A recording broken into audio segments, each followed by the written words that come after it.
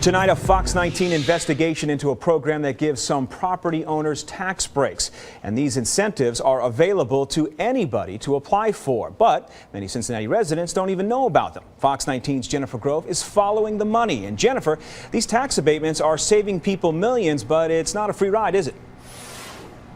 It's debatable, that's for sure. It's a controversial issue, but I can tell you the way they work, these tax abatements, you still have to pay taxes on what you started with. But the new renovation, the new build, that's where you get the break. And with a city that's seen declining populations for decades, city officials are hoping that this will not only keep the people who are living here, but to draw new people to the Queen City. I think the tax abatements that we have in place now are very smart. They attract people to build in the city. And what we should all be focused on is getting as many people as possible to live in the city. Councilwoman Lori Quinlivan, who owns a tax-abated Gold LEED certified home herself, is a champion of the program's green incentives. I support a tax abatement that's structured the right way, though, so that you're incentivized to go even higher, build more efficiently. Property tax savings are capped based on how green property owners build. This is for the future, and after 10 years or 15 years, your tax abatement expires and you have to start paying taxes like everybody else.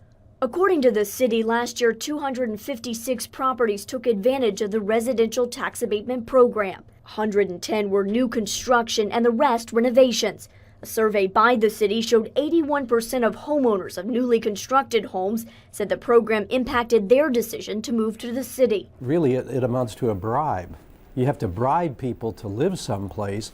Why shouldn't you try to make your community a place where people want to be because of the services, the schools, the amenities, that type of thing?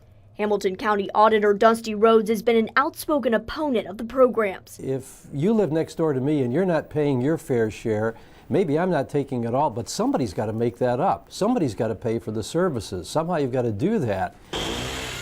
But some developers argue the city isn't losing out on money at all because they say without the program, people wouldn't be building. You wouldn't have it now because the projects wouldn't exist. Case in point, Dan Schimberg argues an old school property generating no tax dollars has been turned into a $20 million project.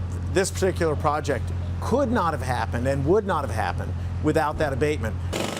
Schimberg, the president of Uptown Rental Property, says while they're getting a tax break on the new Silver LEED certified multi-use build on Short Vine, the city, he argues, is still getting an instant return. The immediate benefit to the city is income tax, jobs, and removal of blight. That's the immediate benefit to the city. He says the tax break helps developers take on the high cost of buying and building on urban properties and results in a nicer product for the neighborhood. To be able to take a crime-ridden, blighted business district and revitalize it and turn it into a place where 1,000 new residents live, can park their cars, and have 100,000 square feet of new retail up and down the street is worth, and the city is amply rewarded, and so are the residents of this community. It's amazing what is happening in Over the Rhine and in Quarryville, and I think our tax abatements that we have in place have been critical to getting people to invest their money in the city.